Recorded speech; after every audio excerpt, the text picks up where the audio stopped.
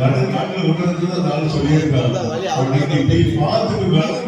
கை கையும் பிறந்தது வலியும் பிறந்தது அப்படின்னு சொல்லிட்டாரு. இந்த மாதிரி ஒரு மோசமான ஒரு ஐயமான ஆளு ஓபிஎஸ் என்பதை நினைத்து நான் உண்மையை வேதனைப்படுகிறேன். தூங்கி 4 நாள் ஆச்சு.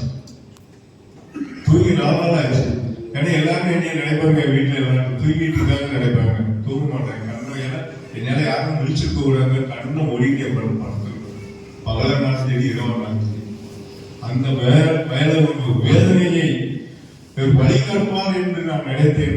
ஆனால் எனக்கு வழியதான் ஆளை உருவாக்கி இருக்கிறார். நான் மட்டும் இல்லை, இன்னைக்கு கிட்டத்தட்ட 82 மாவட்ட செயலாளர் கொதித்துக் கொண்டு இருக்கிறார். ஆனா நான் ஒரு சிலர் திமுகவும் போயிட்டாங்க, ஒரு சிலர் எடப்பாடிட்ட போயிட்டாங்க, ஒரு சிலர் அம்மானையும் போயிட்டாங்க. இருக்கிறது 12 பேர் தான் இருக்கா.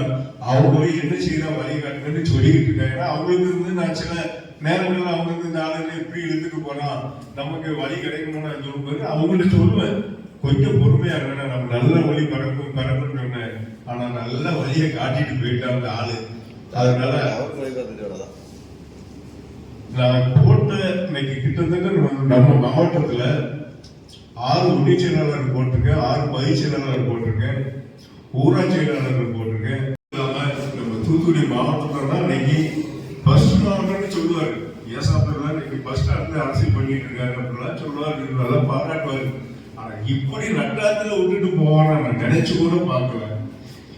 ஏன்னா இன்னைக்கு உண்மையிலே நான் சொல்ல வேணும்னா, எல்லாரும் நீங்க பாத்துருக்கோம், நான் 2 கார் வச்சிருக்கேன். எப்ப பார்த்தா எனக்கு 2 கார் இருக்கும். இந்த பாதியால எடப்பாடியை கண்டிச்சு மாநாடு இந்த ஆர்ப்பாட்டம் பண்ணலன்னு சொல்லிட்டு 2 மாவட்டம் சேர்ந்து ரூபா கொடுத்துருப்பேன்.